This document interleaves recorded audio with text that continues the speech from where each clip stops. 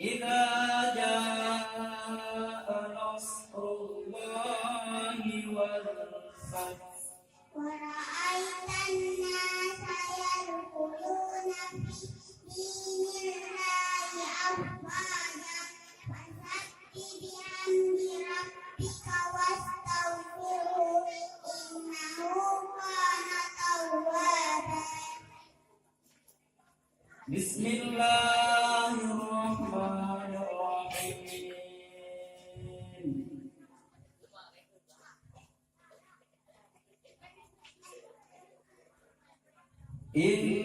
إنا أعطيناك الكوثر فصل لربك وانحر إن شانئك هو الأبتر. السلام عليكم ورحمة الله وبركاته. Waalaikumsalam warahmatullahi